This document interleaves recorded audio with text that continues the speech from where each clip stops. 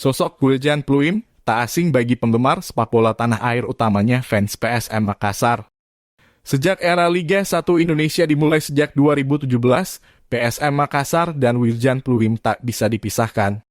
Pertama, Pluim legiun asing terlama membela PSM Makassar. Bahkan tercatat salah satu pemain asing paling lama berkiprah di sepak bola Indonesia. Pemain kelahiran 1989 ini pertama kali mendarat ke Indonesia 2016 lalu.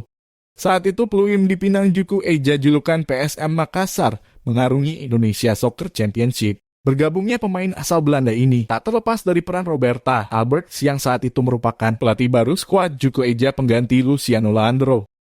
Roberta Alberts merombak susunan pemain asing dan salah satunya yang didatangkan Wiljan Pluim. Sebelum berseragam PSM Makassar, Wiljan Pluim berkiprah di Liga Vietnam. Ia tergabung dengan klub Becamas Binduong. Ada alasan menarik di balik keputusan Wiljan Pluim memilih gabung PSM Makassar saat itu. PSM Makassar adalah klub pertama yang tertarik kepada saya. Mereka juga memiliki pelatih asal Belanda, katanya saat itu. Saat berada di Vietnam, Wiljan Pluim mengaku mengalami masa-masa sulit. Waktu di Vietnam, saya mengalami masa yang sulit. Saya hanya ingin mendapatkan rasa aman ketika saya bermain untuk klub di Asia dan di PSM. Saya tahu akan mendapatkan pelatih yang seperti apa, kata Pluim. Sebelum bergabung dengan PSM Makassar, Wiljan Pluim mengaku sama sekali tak tahu menahu mengenai sepak bola Indonesia.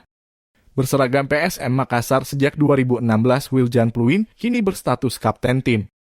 Perannya sangat signifikan. Tercatat ia sudah bermain sebanyak 98 kali dan mencetak 26 gol.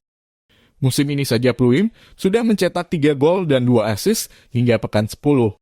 Sayangnya saat ini Wiljan Pluim harus menjalani sanksi larangan bertanding dari Komdis PSSI.